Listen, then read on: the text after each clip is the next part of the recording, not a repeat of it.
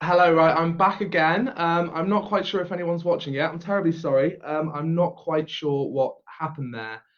Um, I'll give it a few moments just to see if people are able. Yeah, great. It looks like some people are joining now. Hopefully you can hear me this time. I've just been checking the settings and it looks like my microphone currently is working. Hurrah! You can hear me. That's fantastic. Oh, live, so much fun. Yeah, well, sorry for that brief pause. Such a shame because we got off to such a flying start. Well, no, I'm glad you can hear me. Gremlin's allowing. We brilliant. Hello, Amanda. Thank you again for your help the other day with that one thing. Phew, massive relief, and it looks like most of the people are back. So yeah, happy Friday. Thank you very much for tuning in. Hello, Karen. Hello, Jackie. Hello, Ali. Just have a quick look at everybody else in the comments. Hello, Nicole. Hello, Ian in Wales. Brilliant. Well, I bet I should get started really, because as usual, I've given myself probably far too much to talk about that I'm able to squeeze in for an hour. But first and foremost, happy Friday. If you're tuning in for the first time, looking at the numbers of people watching, I think we might have some new viewers, which is always lovely to see. We do these every single Friday. I'll do a very quick intro. It's our way of letting you know what's going on behind the scenes, sharing any new updates, but also a place for you all to hang out with each other, as you can see by all the lovely comments coming through and all the familiar faces. We've got a bit of gang going on now.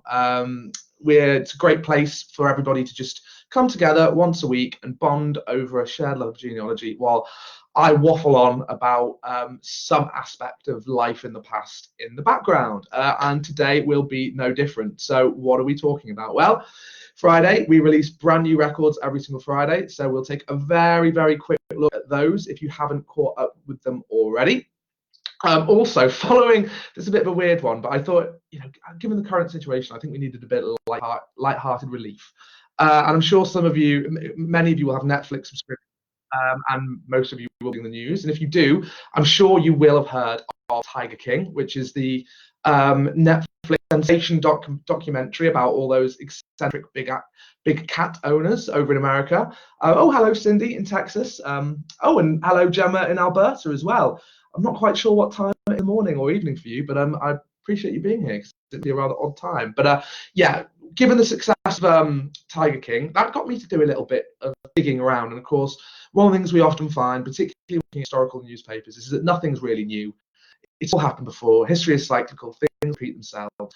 And I looked at the news and I found there was actually a really deep history of owning exotic and big animals, not just in Britain, but in Europe, in North America as well. And the history of it's wild. I mean, and that was an unintentional pun. No, it really is. I mean, when we look back at, we often find that the things that our ancestors considered constituent from time staggering today, whether it be balloon jumping, that was one of the really dangerous pastimes, motor polo, duels with wax bullets. Our ancestors seem to take their personal safety a little bit less seriously than we do today. But anyway, there's this really long, deep history of traveling menageries, and a lot of quite interesting, just like with Tiger King, there are a lot of very eccentric, unusual characters behind these menageries. So to have a little look at a little look at the history of that, some of the more interesting figures, and also some of the more interesting events, because this has happened frequently. You just need to do a quick newspaper search for tiger, and you will see loads of reports from all over the country. It was a surprisingly regular occurrence. Sometimes it did end in disaster as well. So yeah, we'll have a look at some of those stories. And then last but not least, I would have a look at historical photographs. I'm sure some of you have found some already, but what clues can you pick out just by glancing at them? A picture tells 1,000 words. Is that the thing? I don't know. There's some way to signify that there's often much deeper. A picture paints 1,000 words. That's it, and that's definitely photographs. But this was probably because my mum was reading clearing out this sea chest she found in our attic, and it was packed with family photos, not going further back, ones of me when I was a lot younger, my sister, all my cousins, grandparents, family who are no longer alive, and it got me quite nostalgic. And I thought, wow, family photos really are precious. And as we're all stuck inside, I think now's quite a good time to go rooting around and dig some of these out, and maybe even do what my mum is now and digitizing them. She's scanning them all, so we can send them left, right. So that's what's on the menu of conversation for today. But what's fantastic to see is I'm seeing comments coming through thick and fast. Lovely to see how active everybody is. I'm struggling to keep up with you. And Denise said, my great grandmother's name is a monkey, which leads me very nicely onto my questions of the week. Two this week. If you're watching for the first time, we just do a question of the week each video just to get the conversation rolling. But as you can see by the comments, that's not really needed. But this week, one is around family photos. So, have you found any family photographs that have revealed anything, or have you just found any interesting images of your ancestors? They don't necessarily have to be photographs. Some people are very lucky enough to have portraits painted prior to photography. If you have found any, tell us about what they revealed and where did you find them? Because tracking down photos is still, I think, quite difficult. I mean, there's more tools at our disposal now to dig into our roots than there ever has been. And while it's quite easy in many cases to track down written records, finding actual photographs, if you're looking outside of news, can be a real challenge. So if you've got any tips or insights you could share with our other viewers, please do pop them in the comments. Denise said, while I was putting my notes together for today, I thought another fun question would be, just like Denise's great grandmother had a monkey, have you uncovered any stories of that ownership? Apparently my sound keeps cutting out. I am sorry about that. It could be my internet connection. It's not 100% sure. But yeah, back to the question. The question was, did your ancestors have any weird and wonderful pets? I was about to say, did your pet have weird and wonderful ancestors? But if your pets did, to that too. So right, before we dive into everything I plan on discussing, let's have a look at the comments. Yeah, Karen, they used to sell odd pets in Harrods. Well, I found a newspaper report about an animal auction, which I can't wait to tell you about, because some of the things on there and some of the prices they were going for as well, bizarre. I'm from Poole. I don't live there right now. I think that was Ellie saying up in Fife. Thank you very much for joining, Ellie. Sunny Shields, sunny in Dublin. Ali Murray said there's a golden ferret in the Fife calendar of. Well, if you know what crime that golden ferret was accused of committing, unless it was stolen, it could be that. Do let us know. That sounds very intriguing. On you saying up there in Fife. 80 degrees in Texas. Wow. That's to my sensibilities. That I can't even fathom that. I think I'd melt. Particularly my rather dodgy beard. Kelly saying I have a Victorian photo album, photos back to 860. I put photos in photo books. Well, hopefully some of the things I will talk through a little bit will help. William saying Facebook's been acting up all day, so it might not be my internet connection if the sound's dipping in and out. Very sorry about that. Oh wow, Ali Murray, my grandson's ancestor was head game to the Queen of Victoria. Whoa, so lots of connections to and the question of the week. I replied on the FMB page, but Google searching my 4 times great uncle with photographs and caricatures, loads of information about him as he was a gold caddy. John Fiery Carey. Wow. Yeah, I think Google often is your best friend, I think. Yeah, that's right. But I'm growing strangely attached to this. Why? She doesn't like it at all. It's going to have to go at some point. Right, I really should start talking about what to talk about. But yeah, do keep the comments coming. I love seeing them come through. But yeah, first and foremost, new records. And I think I'll try and race through this really quickly because we do have so many other things to talk about. So if you are on these, we release brand new records each and every Friday. This new Friday is no different. And as it's been similar with previous weeks, we've got a quite Scottish flavour this week. Mio has been working wonders near the border, bringing all these kind of wonderful Scottish records online. The rate at which our Scottish has grown over the past years been stunning, really, and it's brilliant to see, because Scotland was traditionally a tricky spot to research, because things was quite patchy and there wasn't much in one centralized place. I'm not saying there is now, I'm just saying there's a lot more online than there was this time last year, particularly if you would find my past. Anyway, so we've added a new collection called Scotland. Oh no, this is an update, sorry, not a new collection. Added about 63,000 new records to our Edinburgh and Lothian Death and Burial Index. Again, I won't go into too much detail about them, because I'm assuming you know what death burial records do, but they'll tell you the deceased's birth, death, and burial dates, their age at death, their occupation, which is always within burials, and there's a nice little biographical slice of info there. Cause of death, which is very unusual.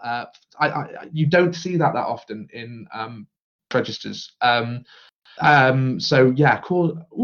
I haven't had the chance to dive into these records, but spotting that they've got cause of death has got me quite intrigued. That would be very interesting to see, as well as whether they were buried on private or common ground. Nations. That's also interesting, particularly in Scotland, because Scotland has such a fascinating religious history, quite cheap, but fascinating, and how much they paid for the burial. Unusually detailed death and burial records there, and if you've got ancestors from that neck of the woods, Edinburgh and Lothian, definitely worth looking at. We've also got a collection of new poll tax records from Aberdeenshire. It only covers the years 1696. Poll taxes were imposed in 1694, 1695, and twice in 1698, I believe. Poll taxes were basically to pay off the debts and arrears of the Army and Navy, which were pretty high, I believe. The amount of tax each individual would pay would vary, because it was assessed in a similar way to taxes are now, upon rank means rather than property holdings. Quite progressive in a way as well, in that the very poor and children were exempt from paying tax, which seems unusually compassionate for the 17th century. But yeah, these have and images of the documents themselves. As with any includes an image, always look at the image. You've got to look at the image. It gives you so much more information. But as well as finding out where your ancestors were living in 1696, you will also find out their occupation, the name of their spouse, their parents' name, if they had any tenants, the name of their tenants, and how much tax they were paying. And given that was assessed on means, it'll give you an idea of how wealthy they were and their social standing within their community, if that makes sense. There's actually quite a famous person in there. There's a chap called Gordon, who's quite a well-known merchant and philanthropist who no one really knows how he made his wealth, which is quite interesting. He, when he was 16, he was made a burgess, however you pronounce it, of the city of Aberdeen. So he was already from quite a prominent family. But by 6, I think, after he graduated from a college in Aberdeen, he headed over to the Baltic to misfortune, and not much is known. Then he settled around Gdansk, also known as Danzig, but which is where he kind of set himself up in the business. No one knows exactly how he made money, but he made a lot. When he came to Aberdeen, he was a phenomenally wealthy man, and he never married, he never had children. So as well as funding a lot of works around Aberdeen, when he died, he basically bequeathed his entire estate to the poor and suffering of the cities. So he wanted his fortune specifically to be used for hospital maintenance, ailment, entertainment, and the education of young boys. And he laid this out very clearly in his will. But I just wanted to mention him because last week we were talking about ancestors whose legacy left a positive impact, and he's a prime example. Some of his institutions, like Grey School of Science and Art, I think it's still going. I think it's now known as the Robert University. But yeah, things this man did back in the 17th 1600s is still standing and benefiting people today. So all round great chap. We've also got a load more Yorkshire memorial inscriptions, about 7,000. I think these are from, they cover a variety of parishes. If you want to know exactly parishes, go to the latest record section of our blog, where we're all listed out for you, and the date ranges as well. We also have some Cambridgeshire burials as well, about 4,000, covering Mount Pleasant Cemetery. And last but not least, some newspapers. We've got new editions, the Monster News, which covers quite a wide range from 1851 up to 1930. Some updates to existing ones. Right, so I've got that out of the way now. Now for the juicy bits, the bits I was excited to talk about. Andy's saying lots of connection to Scotland. Wow. Kimberly Thompson said, with Findmypast, I was able to trace my direct paternal ninth great-grandparents' marriage in 1674 in the same town as I lived in. Whoa, we haven't moved in nearly 500, well, no, nearly 400 years. Brilliant. Yes, sorry, it was Robert Robert, and you can find in those records. Yeah, amazing legacies people leave centuries ago. I know, it makes me feel a little bit like an underachiever. What am I going to do that people will hopefully still maybe these videos. I hope not. I really hope not. So anyway, Menagerie. That's what I was going to say as well to everybody. Mayday. Mayday. Not in the sense of plane going down, in the sense that today is the first, which is obviously May Day, and traditionally this would have been a real revelry and celebration for our ancestors all across Europe, celebrating North America as well. There would have been pole dances. I mean, the origins of it, I believe, are very, very ancient. I think that it goes back to at least the Roman Republic. I think it was, with all these things, it started off as some festival for God or less. The exact history escapes me now, but this would have been a grand old day for ancestors. I think the first time spring. Oh no, it's not. Ignore me talking about that. But yeah, historically, our ancestors would have been Morris dancing. They would have been whirling around the maypole. They would have been having quite a nice feast. Maypole traditions go back to about the 14th century. By the 15th, they were very established. Pretty much communities all over southern Britain would be getting out the maypole on May Day and crowning a May Queen. So yeah, I just want to say Happy May Day. Given the odd circumstances we find ourselves in, it's quite easy to forget that things like that are still going on in the background. Right, menageries. I really need to start talking about them because we're already 20 minutes in. So, as I said before, I had a brilliant time digging into this. The history's so I scratched the surface. It's one of those I got started thinking this was something I could cover off pretty quick, but so there's cool, amazing, weird, odd, crazy moments. I was like, I've got to include that as well. Anyway, traveling menageries, also known as beast shows, they've been basically traveling zoos that would exhibit normally in a fairground setting as well. So kind of a stable feature of a circus or of a village fair, and they were hugely popular. And kind of the growing menagerie, I guess, reflect the increasing wealth and influence that fairground in the 19th century had. Interest was hugely driven by increased knowledge in the natural sciences. Explorers were discovering new parts of the world, and obviously the public home was fascinated with all the exotic and dangerous creatures that were being described. Probably at the time sounded like something from fantasy or science fiction. The origins of menageries themselves, though, just like May Day, go back a long way. Collections of exotic animals go back to classical times. Having animals was a sign of status and power. Roman emperors famously kept exotic animals. Later, European royalty would menageries for their own entertainment and prestige, but also gift exotic animals to the royal court of the countries as a kind of diplomatic, look, a jaguar. Watching a TV show not that long ago, actually. I think it was about the Medici in Florence, and that had a scene where some Turkish sultan gifted a puma, which is a prime example. I think that did happen as well. But anyway, the I kind of like the travelling menageries really boomed in England and Europe really from the 17th century onwards.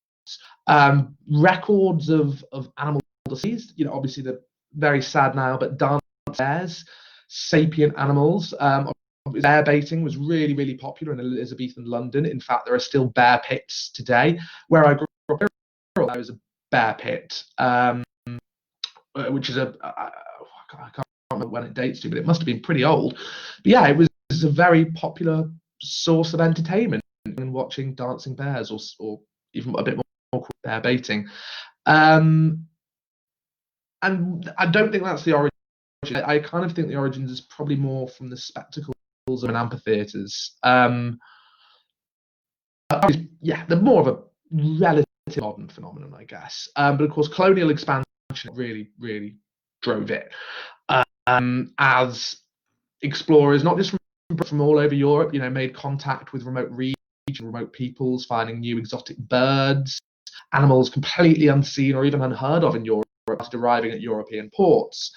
And at these ports, you would find business-minded collectors who would search high and low. They would encourage sailors to return with animals to supplement their income. So sailors themselves would sometimes bring exotic animals back to supplement their income and sell them to these collectors.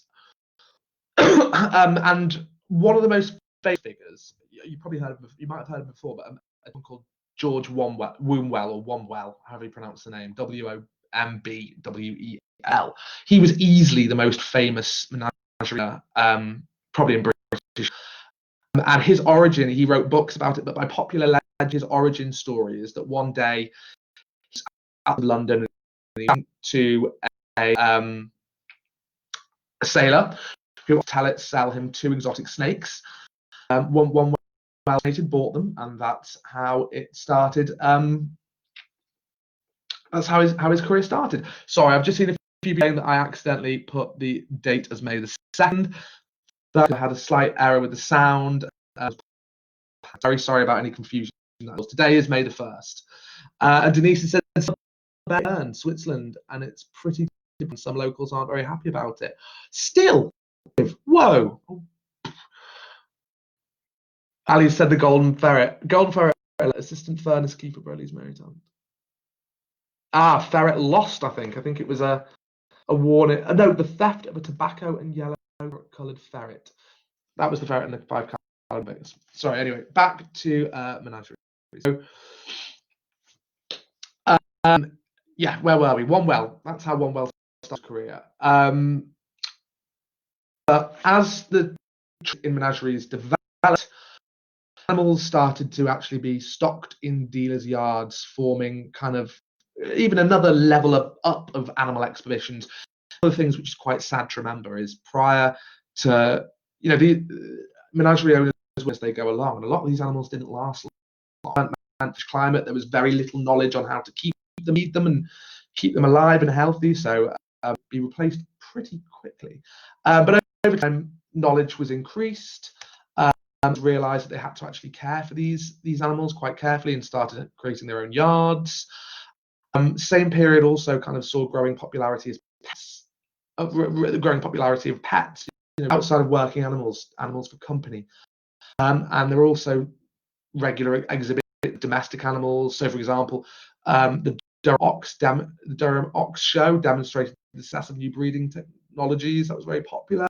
But yeah, over time, became a kind of recognisable feature of most circuses, fairs. And as Patricia said, there's a pub in de la Zouche with the stuff there under the floor, glass roof over it, so you can see it. Yeah, there's in towns and villages all over the country, you'll find these odd little relics. I don't know how many exotic animals are actually buried in British soil. Probably quite a lot. But during the 18th century and 19th century, that's when you got your famous, your celebrity menagerie owners. Wombwell was the best known. There was also a chap called Pelito, Ballard, Miles, all these guys were like famous. And they was doing it. The shows were built up in a fashion. They'd have highly decorative front displays, wagons that would, be big wood lines on, placed in a rectangle. It's a bit of a trope in films now. You look at films like Dumbo. Dumbo is in a beast wagon, rectangle with bars forming an enclosed area. And they'd normally use quite similar taglines as well. They often boast of things like standard attendance. And the menagerists actually became quite high regarded. As I said, they became celebs. They became highly regarded by the public through their displays and educational commitments. I mean, their educational commitments were probably oversold a little, but there you go. So by the time George I died in 1850, he was so well known that his history was printed in newspapers the length and breadth of the country. If you search for George Wombwell or Womwell in 1850 in the newspapers, you'll find reports of his death. He was a very, very recognized, well-known figure. You can actually find him in the Greater London Burial Index as well. Just a little extra on there. But of course, nothing stays new and fresh forever. And over time, the exhibition practices and the animals themselves became a bit more normal to the viewers. People grow a bit more accustomed to seeing species on display, and that then they moved more towards training to be used as performers to reinvigorate the entertainment offer. That's where you get classical images of lions in a chair in one. He said, I love listening to you struggle over his Alex. Pronunciations are not my strong point. I try. But yeah, that's where that image with a chair and a whip in one hand springs to mind. Just seeing comments. So maybe circus on whale bones at Whitby. But yeah, by the 18th century, number of menageries had multiplied. That was probably the peak of it, really, mid-19th century. That was because menagerie owners' ability to get hold of animals had increased, but also urban communities were a lot more wealthy now. The middle class was starting to really blossom, and the middle class wanted entertaining, and menageries were a brilliant way of doing it. Performances between keepers, trainers, whatever you want to call them, and wild animals, in parallel, I guess, with their preparation as just natural curios or oddities, was introduced actually by a chap, Van Amber, or Amber, I don't know, again, name pronunciation, in the United States. So he ran a menagerie in the 1820s, and he was one of the first to see the public were getting a little bit bored with the same old act. So he created this circus. And he was really one of the first people to turn just presenting exotic animals into the spell of them performing tricks and weaving elements of danger and peril in there to get the audience on tenterhooks and get them frightened and really, really glued in. And after a while, traveling menageries, which at first had been basically entirely just displaying animals and in educating audiences, started to incorporate these acts, mostly lion taming. That was the most common one. Elephant tricks were also very popular, and also animals started to be brought in as comic acts, which it's a bit dodgy by today's standards, isn't it? But it's the past, and this is what our ancestors loved. After a while, of course, these menageries start to close. Nothing lasts forever. And when there was two big one at Exeter chain in Tower of London, very ones and very well known. And when they closed, their collections were moved over to the Surrey Zoological Gardens, and then the Zoological Society of London. So basically, what I'm getting at here is that these privately held menageries led into, in many cases, public zoos. Williams said, did they watch the TV series a few years ago about Chester Zoo, how it all started, the camel being brought back to the founder's terrace house? Yeah.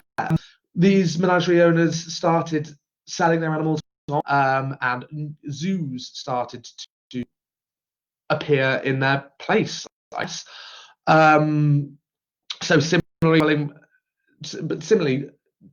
menageries also played a furnishing zoological gardens. The early zoos would buy animals from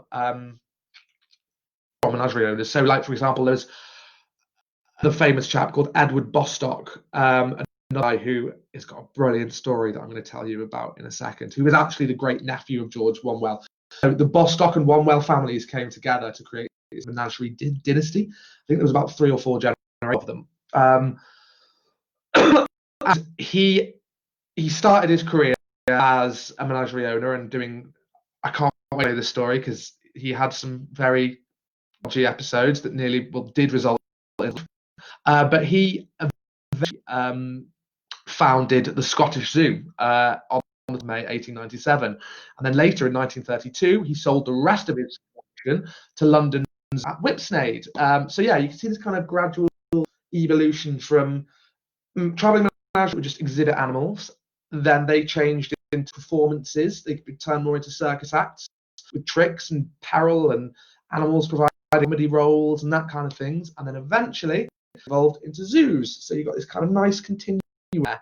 And yeah, basically by the 20th century, it was all there was a gradual decline in traveling menageries on fairgrounds. But as late as 1920, the World's Fair was still carrying adverts for a menagerie at Bootle, North Park and Bootle back in Liverpool, near where I grew up, as one of the head entertainments on their lists. And actually, this has just reminded me, I've often told you about my performing ancestors, the ones whose photos I've showed you.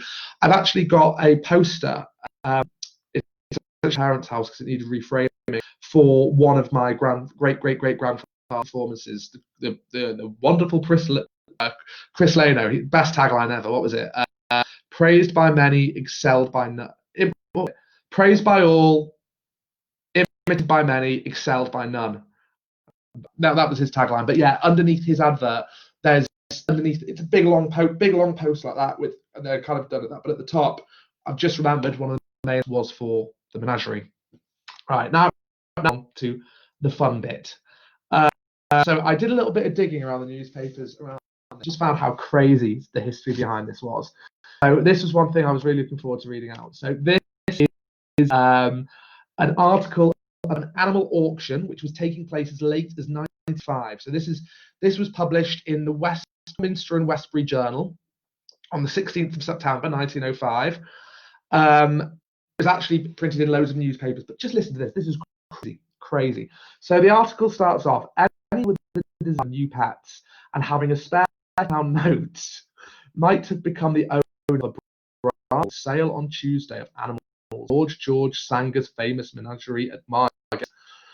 I won't read the whole thing, but highlights. You said notably there were lots to tempt the fancier on the lookout for novel possessions. Talking about it's like some weird little antique. This is a Brahmin, but it's massive. So he said there were lots to fancies, notably a solemn-eyed Tibet yak, several 6-year-old lions, 4 Egyptian sheep, a puma, and a brown bear. The sale was conducted by Mr. Tom Norman, described as the king, and among the buyers were Mr. Jarman, Mr. Bostock, who we just mentioned before, Mr. Bostock, appearing here, and Sir William Ingram. 2 hyenas, not particularly beautiful, but still with good qualities about them, were sold for £10 and 10 porcupines, hair ridgely on end, were knocked down for £13 and £13 and 10 shillings. That's pretty good for 10 porcupines. The Peruvian llamas, serene in all club of the sale, went for prices varying £6, 10 shillings to 10 guineas. A white fallow deer was sold for 10 guineas, and a red deer fetched £8, 10 shillings. This is my favourite. 8 monkeys and 2 bags were offered in one lot. The monkeys obviously did not think much of the sale and signified their feeling in the usual simian manner. 1 hyena fetched £10, 10 shillings. It was described on the catalogue as runs well with lion, although it was not stated whether in double harness or with the lion behind. You just see the recipe, how easily it could go wrong. When the auctioneer came to the lion, there was a thrill of expectation amongst the lot. No buyers ventured into the cages to view them. Sensible. The auctioneer, from the safe side of the iron bus, was loud in his praise of the animals. There was a note on the catalogue to the effect the splendid black maned lions, 6-year-old, were both as docile as pet dogs. Yeah, come on. Their trainer, Mr. Sadler, however, offered to stroke them.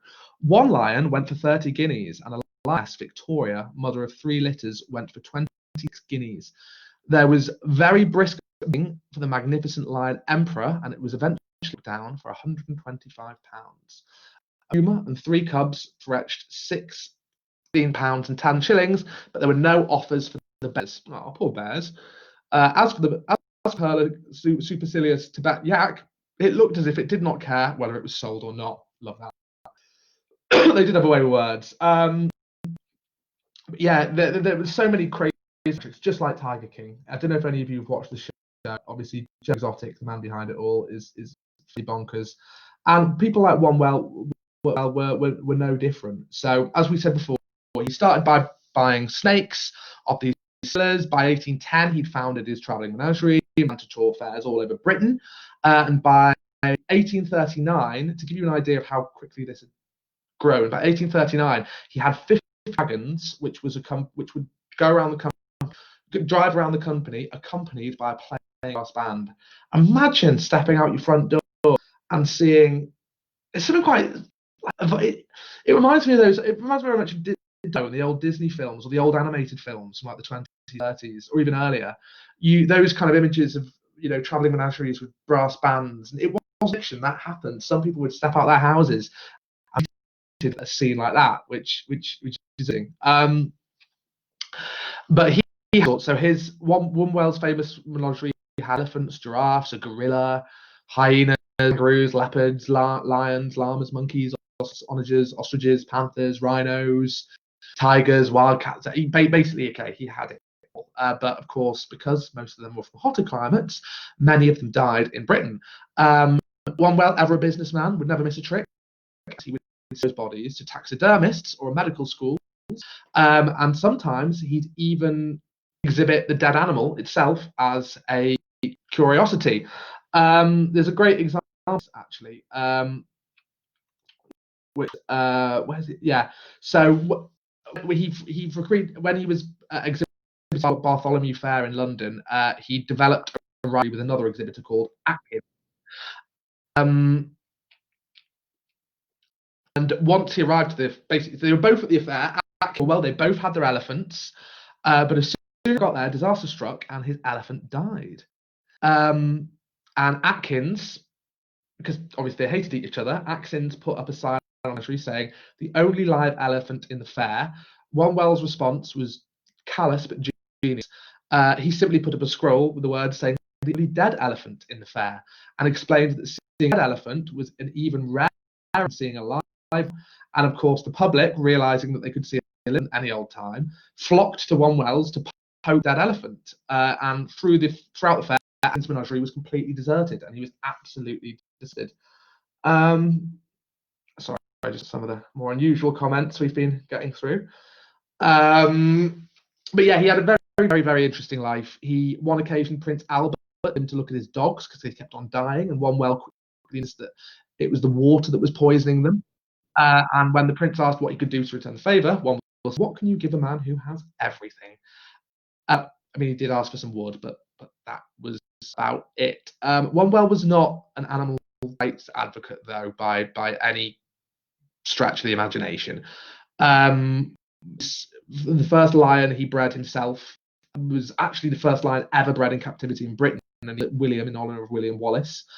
In 1925, he was exhibiting with William in Warwick, and there was a baiting arranged between dogs and his lions, and one wanted his favourite lion, Nero, who was very docile to fight the dogs, but Nero refused to fight.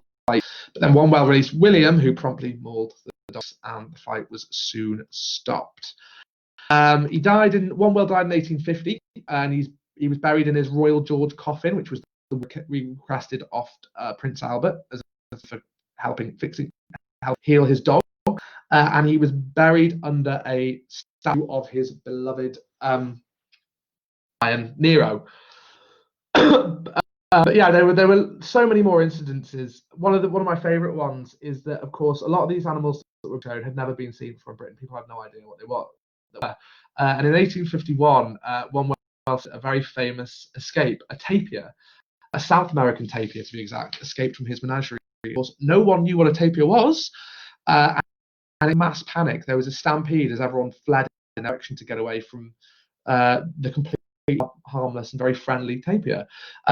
It's a load of newspapers. So here's an extract from the Lady's Own newspaper. This was printed on the 4th of April, 1851. It's a wild beast show.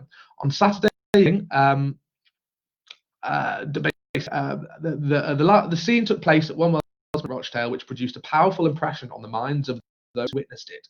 A huge and savage-looking animal called a South American tapir of the hippopotamus species had broken loose from its den and walked majestically forth into the space assigned for the visitors. Being in reality a very quiet animal, no harm, and was soon afterwards secured. There was another article which goes into a bit more detail that said it broke forth space assigned for the visitors. The people were terribly alarmed and ran in all directions to another, while the other animals were much excited by the noise. The whole place appeared to shake in consequence of the sounds uttered by quadrupeds. The keepers at length succeeded in restoring order by assuring the people that the animal was harmless and might be approached with safety. The keepers were about 20 minutes in securing the animal and replacing it in his den. No accident occurred, and all experienced no other harm than serious fright. Yeah, and you say tapirs are gorgeous. I just love this scene of this harmless tapir, cantering around the fair, thinking, "What's going on?" and everyone's fleeing in a fit of panic. But that to be said, for that being said, though, there were many fatal escapes did result in the loss of life. So, as you can imagine, typical menageries owners' approach to health and safety was cavalier at best. They were really not too preoccupied with security and were really an alarming number of escapes. My favourite story about this, though, goes back to our Frank C. Bostock, who we were discussing before. So basically, what happened was one Birmingham, Bostock was exhibiting, and while he was doing so, one of his lions jumped over its keeper, pushed the rip in the circus tent, and ran off towards Birmingham centre, as free and untrammeled as when he in his native lands. On the news article said. So yeah, there was a big angry escape on the loose, headed straight for Birmingham city centre.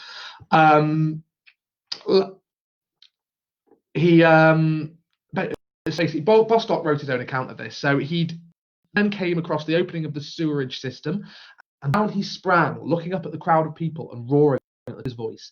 He made his way through the sewers. He stopped at every manhole he came to, and there sent up a succession of roars, driving some people nearly wild with terror. So you've heard of alligators in the sewer. Had you ever heard of a lion in the sewer? I certainly hadn't. But no, this is a genuine event that happened. Forgotten. It's a story I had not heard about, but a lion running around the sewers of Birmingham it could make a great film, couldn't it? As kind of fast film, fun comedy kind of thing. But the story gets even sillier. There was this lion running around the sewers of Birmingham, letting roars up through the manhole covers, scaring the population. And was thinking, okay, what do I do here? What do I do? So he came man. So rather to try and the volatile crowd, he put a second lion in a cloth-covered cage and sneaked it in the back of a lorry. This is so sneaky. He then blew his horn to attract attention with the lion clearly visible and went, "Everything went off well. We've got him. Here's the lion. Don't panic. Everything's fine." But it wasn't. That wasn't the same lion. The lion was still in the sewers, very much alive, very, very angry. So people fell for the ruse, cheered, a shout went up from the crowd, "Got him, they've got him, they've got the lion." And his actions in catching this lion reported around the world. He hadn't a newspaper actually ran an article called "A Lion at Large in Birmingham: How the King of the Forest Was Recaptured," which included details of the keeper's attention was momentarily distracted, a group of children in the lion's path, made them in a bound, all nonsense. The lion was still at large. So the worked in Bostock's face. Hordes of people attended the show that evening, blissfully ignorant that a man-eating lion was still prowling beneath the streets. They had no idea, and Bostock hadn't done anything about it yet. So he said, he did say the words, as you can imagine. He was in a perfect bath of cold perspiration, for matters were extremely serious, and I knew not what to do next. Fortunately, the lion had stopped his roaring and contented himself with perambulating up and down. Sorry, I don't know why I find this so funny. And things came to a head when the following week, the chief of police in Birmingham came to the Menagerie and walked up to Bostock to congratulate him on his marvelous pluck and bring in catching this lion. And that's when Bostock came clean. So he said, "I shall never that man's face when he realised that the lion was still in the sun. It was a wonderful study for any mind reader. At first he was inclined to blame me, but I showed..." I've got to compose myself here. I don't know why I found it so funny. At first he was inclined to blame me, but when I showed him I'd probably stopped and that my own liabilities in the matter were pretty grave, he sympathised with me and added that any help me I might have. I at once asked for 100 men of the police force, and also asked that he instruct the superintendent of sewers to send me the best men he could spare, with their top boots, ladders, ropes, and revolvers with them, so that should appear any man could do his best to shoot him at sight. It's not funny.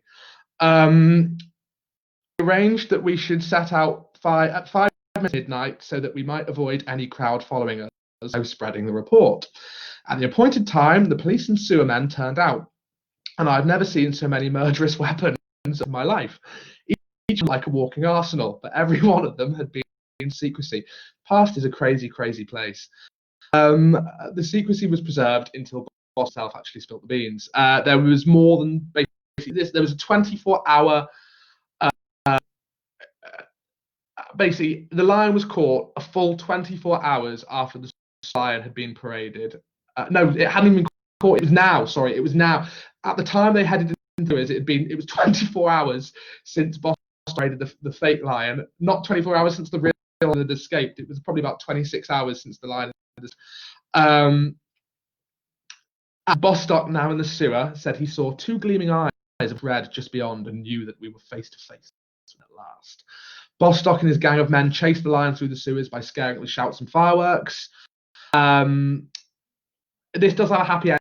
Sorry, the lion did come out of this unscathed. And when face to face with the lion, Bostock claimed that he took off his boots and put them on his hands, which is of course going to protect against the lion. So here's Bostock, boots on hands, sewer, squaring up to a lion. And he claims that he was fortunate to hit him with a stinging blow on the nose. I just find this so hilarious. I've got this image of a man with boots on his hands fighting a lion in the sewer. I mean, so he punched the lion on the nose, and fearing that he would split my head open from one of his huge paws, I told one of the men to place over my head a large iron kettle. It just gets better, which I carry my cartridges and other things to the sewer. So he's not just wearing a pair of boots on his hands, he's wearing a on his head. But he says, but the kettle fell off it, which startled the lion, which turned tail, a veritable coward, and ran into a rope lasso already laid out to ensnare him. So, his memoir of this event concludes rather smugly with, I got the lion out as the people of Birmingham supposed I did. Only their praise and applause were a little previous. That is, this to be a one-off TV special or a film. I think it's so funny that. So Bostock died at the age of 46 in 1912. He's not by the paw of a justifiably angry big cat, but sadly from flu. And on his gravestone there's actually a very docile-looking stone lion. So a wonderful, wonderful story of the Menagerie owner. That wasn't the other. So the other famous escapes in 1860. Then a rattlesnake escaped from a box in Manchester, a horse and a bison. In 1885, leopards escaped from a menagerie in the Scottish woods after their caravan overturned on the road. Harry Potter had to fight a massive snake with a snout. He wasn't wearing boots on his hands and a kettle on it, was he? I think maybe that's what he was missing. In 1880, a bear got loose in Grimsby and entered a private house. There's reports on that in the newspapers. Even elephants sometimes missing. I don't know how you lose an elephant, but you do. In 1854, an elephant disappeared from Batty's menagerie head, and it was gone for nearly 24 hours. The story: it was discovered in a hotel cellar, surrounded by empty wine bottles. And apparently, elephants do have a penchant for booze. They do like a drink. Elephants every now and again. But yeah, I think of course it's important to remember that time of seas did end in tragedy. In fact, one of the earliest records is one such tragedy. We've discussed on these before when we were doing unusual gravestones. Do you remember me telling you about the story of Hannah? She died in 1703. Twinnoy was the first recorded fatality of a big cat in England. She was an early 18th century barmaid who was working in the White Lion public house in Malmesbury. And a lion that was with a travelling menagerie escaped and strangled her to death. And if you actually dig out the Malmesbury parish, which I believe we have on Findmypast, her burial on the 24th of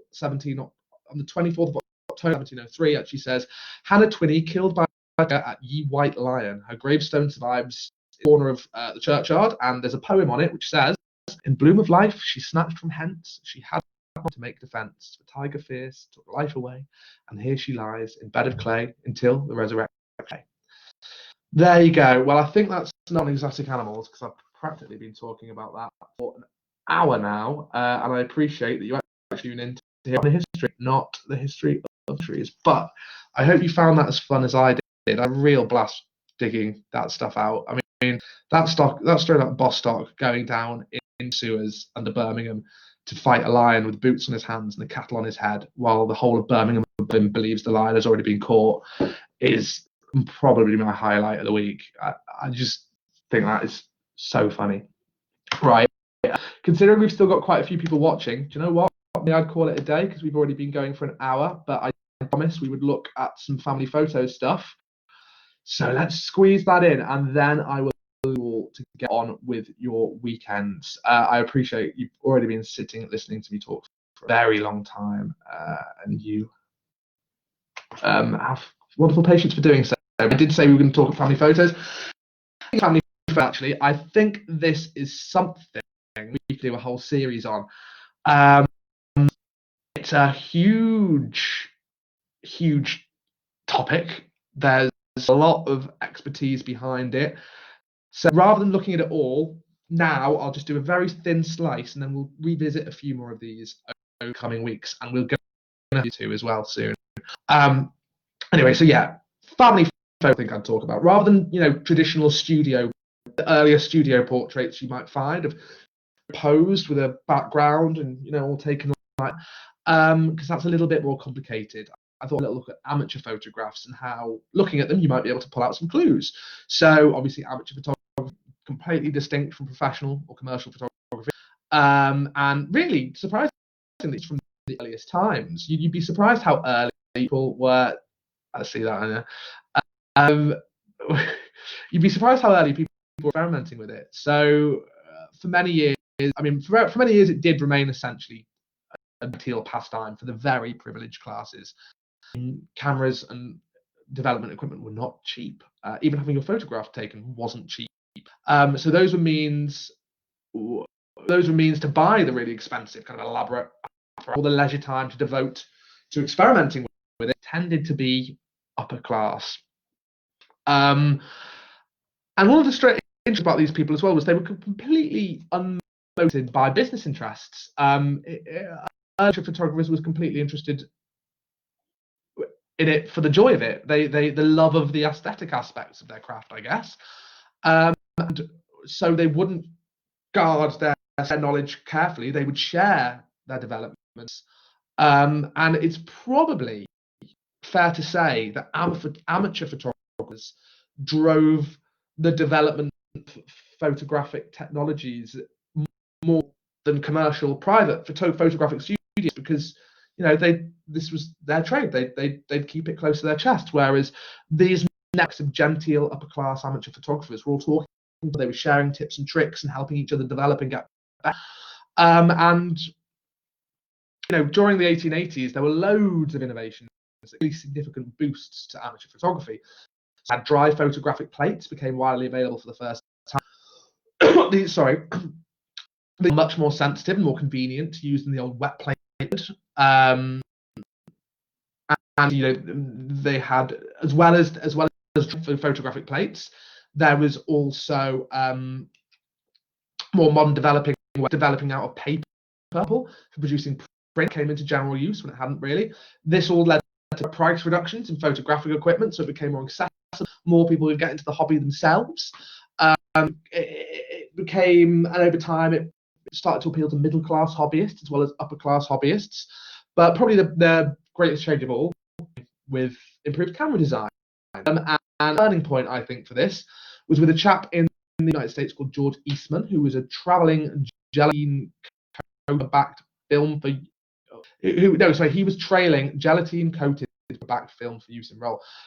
Anyway, I'm sure I'll go over that because we've been talking for a long time. I want to tell you what you can actually see in photos. So, what can you see? So, when you're looking at a family snapshot, group photos, photographs taken by family photographers to record special and everyday scenes. You'll come across these a lot. Pretty more private photographs are likely to include at least a couple of amateur snapshots. Some of you may be fortunate enough to actually have these in your possession. You're particularly lucky if you're dating from the late Victorian or Edwardian era. These examples are quite rare now, I think. Because really the majority of these surviving snapshots probably date from at least the 1910s. I think that's fair to say. So really most were during the early to mid 20th century. They were set outdoors. That natural source of light for illuminating interiors was very, very, very difficult. And bulbs hadn't really come into general use quite yet, I think. Colour photographs may occasionally crop up if you've got any from the 30s, 40s, but colour photography was still in its infancy. So these are all things you can use to date, to kind of thing out. So if there's a group shot professionally taken that's of an interior scene, probably taken after the 1910s, probably even later, maybe when flash bulbs were on the scene. Colour photographs, if it's a colour, it's not going to date any earlier than 1930. I think the loveliest things about these kind of amateur shots is, unlike the formal studio photographs that were really kind of carefully composed, almost in contrast, like really artificial things. Sometimes it just doesn't look right. So I just saw a comment then that I'm going to answer in a second. Actually, I will answer now. Lindsay said, "What's your opinion on colorizing beautiful old black and white photos?" I think it's a fun thing to do. I a really fun thing to do, and it's great to see. I prefer seeing them in their original, lovely, as you said, beautiful old black and white form. There's something about the technology. There's something about the methods in those old black and white photos, the clarity and the image quality. When you get your hands on originals, you're looking at something, you're like, whoa, this looks high definition. And I worry. Yeah, sometimes I worry. Yeah, I think it takes a bit of the magic. I think it's a fun thing to do as an exercise, but I keep an image colorized. I do it to have a look at, enjoy it in the moment, but I'd black and white, I think. Well, I've kept them all black and white. I particularly like the old sepia ones as well. They're so easy to date. You can kind of tell. You can tell when they're from. Anyway, sorry. What was I saying? So yes, the evidence. So yeah, I was saying what family photos is they're natural. You're seeing the families being themselves. They're not being directed or told in a certain way. Whether it's from the garden of a family home, a weekly spot, favorite holiday destination, you're really seeing a little snapshot of of a family's happiness and what brought them joy. And that's a really special thing. Some scenes might have historical details in, images of friends, neighbours, colleagues. Talking about animals, you might see some household pets, vehicles, I don't know, of heirlooms. You might find your ancestor proudly sitting next to an heirloom still got in your house now. Buildings, buildings that might have had a relevance to your ancestors.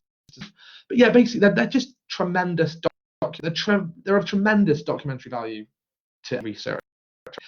Not only bringing people to life, but offering this really unusual, this rare, fascinating visual record of domestic life. Yeah, I love it. Glimpses of special and every human experiences. Yeah, I wish I had that many. But anyway, surveying the evidence, and I will up soon because I'm pretty sure some of you will leave soon. But yeah, surveying the evidence. So sometimes the subject and/or things of these old photographs are really instantly recognizable. You look at it and go, "Oh, that's great granddad Bill," or "Oh, that's him when he was going off to war because he's in military uniform." Or you might even have a reliable version that's been passed down. So I've got some photos I showed you the other week of my ancestors outside their Punch and Judy stand. I had reliable stories to tell me what the background was. Other snapshots, of course, may be completely unidentifiable and frustratingly labeled. So you might be looking at someone who you're like, I'm sure I'm related to you, but how? Who are you? Why are you photographed? Are you in my attic? I mean, the photograph, not the person in my attic. I actually don't have one. Karen, the wife like family history? She does.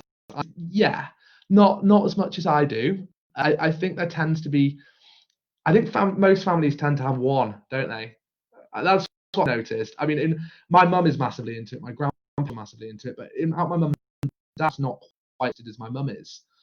Yeah, I think I'm definitely the family historian of the two. I'm probably more interested in her roots. Yeah, no, she doesn't. Do you know what? No, she doesn't get a choice. She doesn't care about it. If anything, I might have put her off. I think that's what it might be. I mean, you guys know I like to talk, so imagine what it's like to live. Anyway, yeah. So, yeah, finding these that you can't identify can be really frustrating and baffling. But there are some things you can do.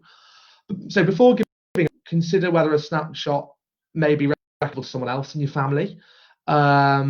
Maybe worth consulting an older relative, or it might even be worth posting a forum online somewhere. Of course, now people can photos of their trees and now hint against each other. That might be another way. Anyway, some shots will remain and will give away, but there are a few things you can do. There's factual images to be gleaned from everything. Remember, as I said before, picture paints 1,000 words. How it's dating them. How about dating them? As with all types of photograph, it's important to try and determine a relatively accurate date rate within reason for undated snapshots, because that automatically narrows down the possibilities of who it actually be. So the subject or the setting. So unlike photographs with snapshots, there's no studio setting. That's a little bit difficult. Card mounts or styles or photographer that you identify. Studio ones not there. Again, that makes it a little bit trickier. But it might be possible to loosely by the size itself. That you might have to do a little bit of reading on that, but there are ways of dating by the actual size of the image. Otherwise, really, any date estimate has to be based on what you see in the image itself. Most of that taken from obviously what they're wearing. Loads has been written. There's so many books out there on dating family photographs about spotting different kinds of visual clues. Not just clothes, but buildings or scenes might suggest a particular frame. Compare it to your local history research. Various different elements in a picture could, fashions worn, the vehicles, kind of lights, the light fittings, all those kind of things. Everything there you can probably use to date it in some way. Fashion clues are probably the most obvious though. So studying styles that newspapers are a fantastic visual comparison source. Checking out different eras and give you a little bit of an idea. Sorry, Indy, there ought to be a scanning page or club where we can all join to get. That would be brilliant, wouldn't it? Yeah, I'm going to revisit photos. I think I'm only going to be scratching the surface here. It's definitely something we could explore in much more detail. So yeah, you can't casual snapshot at home about people aren't always wearing their most fashionable clothes, which makes it a little bit more than studio portraits, because generally in studio portraits they'd wear their Sunday best, so high fashion kind of stuff, so you restate that quite easily. But you still can, comfortable holiday garments, sportswear, they can kind of be dated to within about 10 years, if not closer, actually. I think, yeah, there's so many, I can't even do fashion clues justice. I think that's something I'm going to have to revisit. We're going to come back to the video. Vehicles, again, that's another one. 20th century family cars, motorbikes, things to own back then. People were very proud of them. So I loads of photos of my grandpa with his motorbike and just before he went to war. And if I didn't know it was him and I didn't know when the photo was taken, I would be able to use that motorbike, get a rough idea of exactly when it was taken. You can even get information from their number plate. If a number plate is visible, in addition to plates, they might show the district of registration, which will tell you where that vehicle was registered, a geographical location, geographical clue. There are loads of car experts online. For example, there's the Surrey Vintage Vehicle Society, a fantastic website, www.svvs.org.uk, and they display loads of all kinds of motor vehicles with really useful visual comparison for dating these cars in. And of course, classic cars, www.oldclassiccar.co.uk. That includes loads, but they don't just include images. They include helpful car registration number indexes. They also have some of the major car manufacturers listed, but also a lot of the major car manufacturers have their own heritage division where they will have archivists who the vehicles they produced, so you can find out information as well. So William's saying, my parents' wedding car, brand new Rolls Royce, friend of the family got special play. There you go, prime example of a vehicle. And if you didn't know that wedding was William, you'd probably be able to use that car to date the photo itself. Yeah, I didn't a lot of this myself earlier this week, but as I said, family photos is such a massive topic. I could delve in. We're definitely going to come back to this, definitely.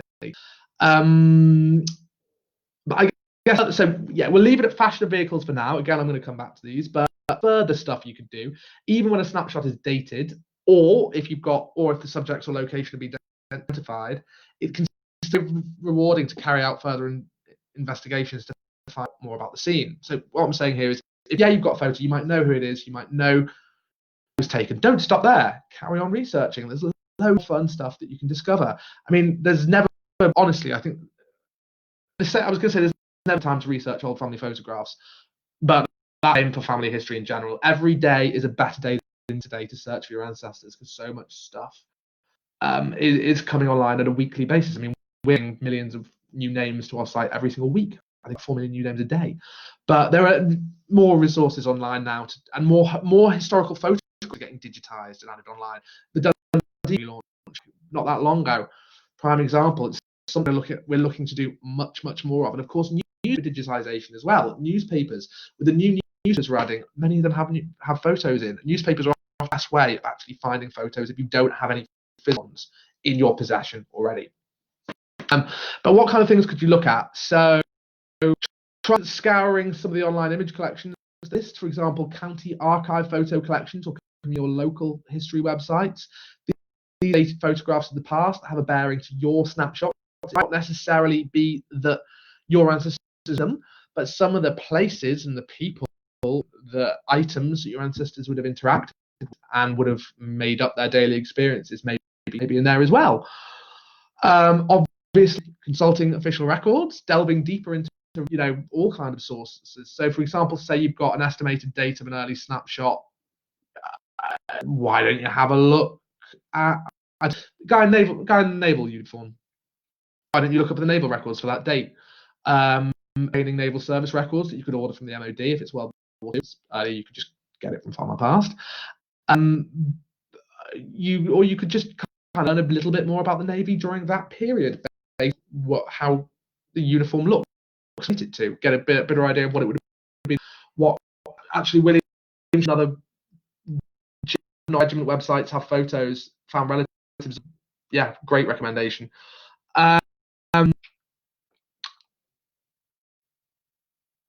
Sorry, I've lost my.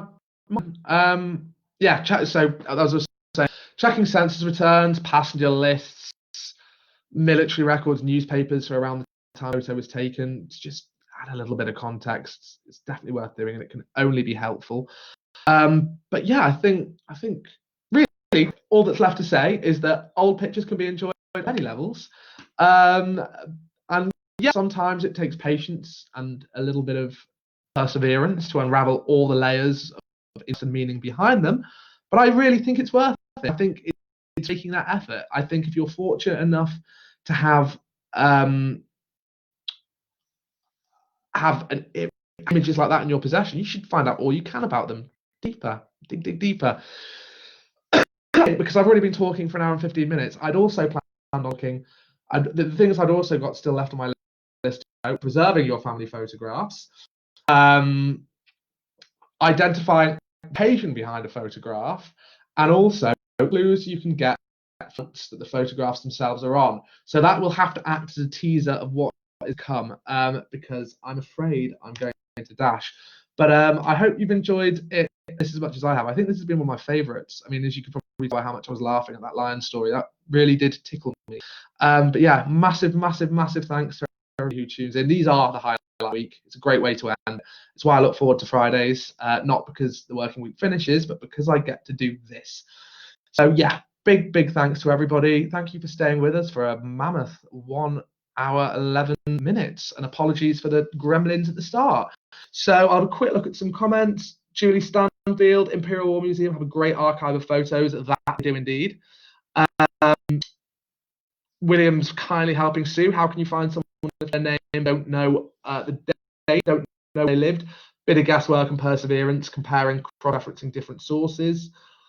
I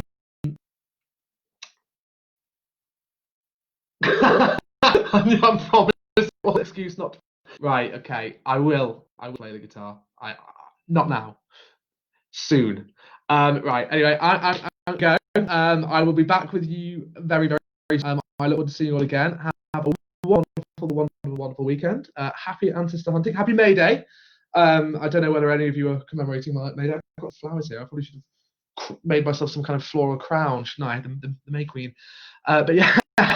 No, this has been great. I really enjoyed today's. And I will see you all very soon. So stay safe, stay in touch. Another thing that Ellie said today, she put a tagline, which I thought was really nice around, history is about families. So stay connected with yours. If you haven't checked in on relatives, not to sound patronizing, I'm sure you are, but yeah, talk to each other, check on your relatives, so everyone's doing great. Stay connected, and I will speak to you very soon. No, my dad is not Phil Robinson, sadly. My dad is Tim Cox. As we all anyway, yeah. Lovely to see you all. Thank you very much for taking part. Speak soon. Have a great weekend. Bye bye.